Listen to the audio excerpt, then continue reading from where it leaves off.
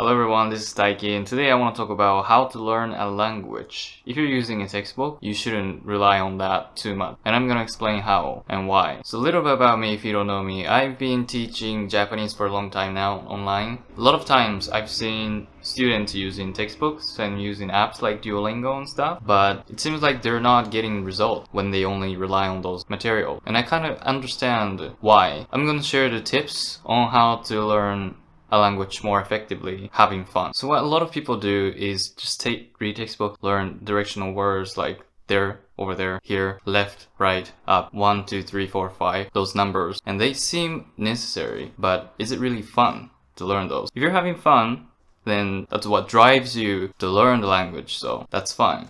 But for me, it's not fun. So if you don't find it fun, keep watching this video. Directional words, numbers. People tend to learn it because it's on the textbook. And people think they are the most primary things to learn. Unless you know these words, it's almost as if you don't get to move on to the next phase. And I'm here to tell you that it's not true. So I studied English in Canada for 1 year. And even after 6 months, I was fluent. I'm not here to brag about my English, but one of the English teachers at that time thought I lived in America for 10 years. That's how fluent they thought I was. So how did I learn English? I think I talked about it briefly before, but what I did was keep watching videos and keep listening to English music. And the only reason I could do this is because I was into the language. But what if you don't have the motivation to do it? Should you just dedicate yourself to learning a language every day, though painful it might be? Maybe it's not going to be consistent. Maybe you forget some days. Maybe you want to take breaks. So the most important thing when learning a language is that you like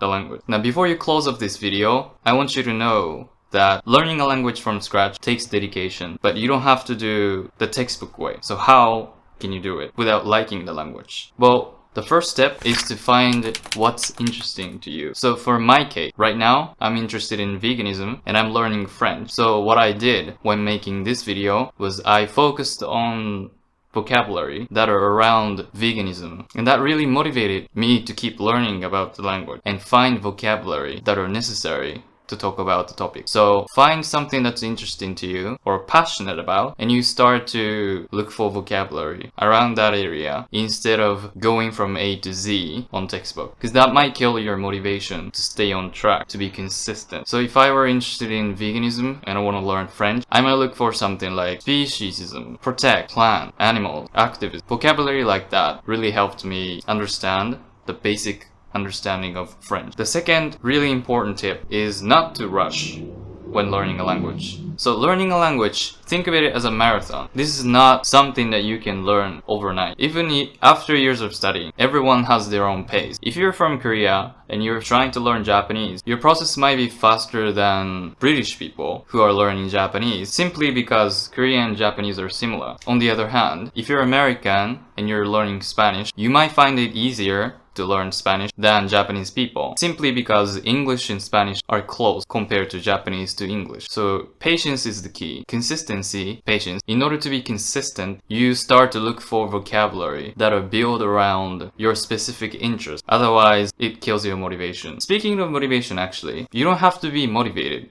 to learn a language or to do anything. What do I mean by that? Motivation is something that comes after doing what you love. So first, you need to get into a habit of doing something that you like or you want to achieve. Motivation might sound important. Let's say you have a goal to pass JLPTN1. This goal is really advanced and it takes a long time. If you have that in your mind, it is very overwhelming to think about passing the exam, because if you're a beginner especially, it takes at least 5 years to pass. So if a goal is too big, that is going to be overwhelming for you. So it's really important to have a goal, figure out what you can do, maybe study Japanese at least 25 minutes every day, and forget about the goal. So you're going to be dedicate yourself 25 minutes every day, let's say. Well, maybe you need more than that. Then you start to get into a habit of studying Japanese every day. And you start to think, oh, I'm actually serious about this. So you don't recognize how serious you are until you put it into action.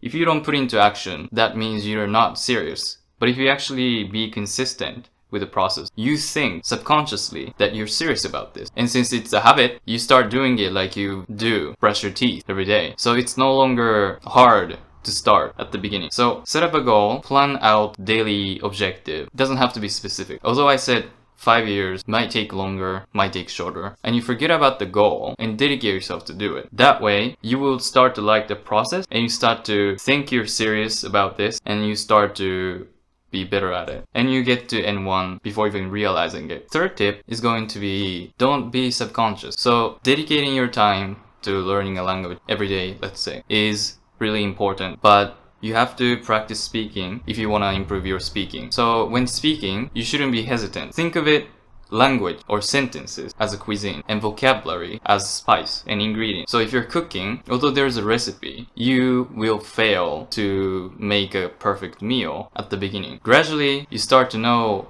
oh, this spice went well. Oh, I can do this combination. So I can do this and do that. And you let other people taste it, taste your soup, and they'll go, oh, it tastes good, but it can be better if you do blah blah blah, if you add some more salt. Or maybe if they say, oh, it's terrible. And then, that's your decision to keep going or not. Just because someone told you that your soup tasted bad, but if you desperately wanna make a perfect soup, you will continue failing, and making soup. So let your spice ingredients be tasted by native speakers. It's okay if you make mistake. It's not going to be end of the world. So, problem with people who struggle to learn a language is that they're very self-conscious, whether their accent, spelling, grammatical structure. I sometimes be conscious still when making a video because my English is not good for me and I still make a lot of mistakes. You might have realized that I make a lot of cuts because I stutter a lot, but I keep creating because I find it necessary for my life and I value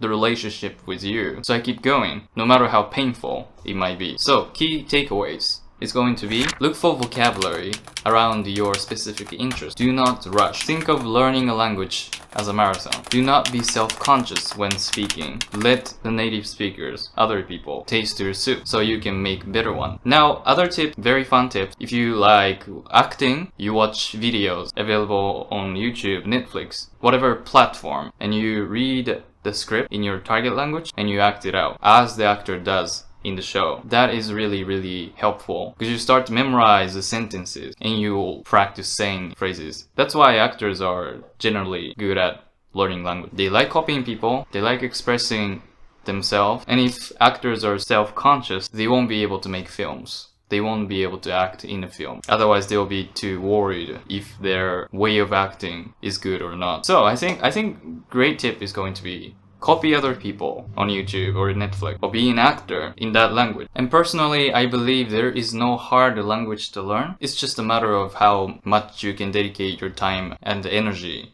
to what you're trying to learn. It's not limited to learning languages. But thank you so much for watching. If you're learning a language, I hope this video you find it helpful, and hope to see you soon. Bye.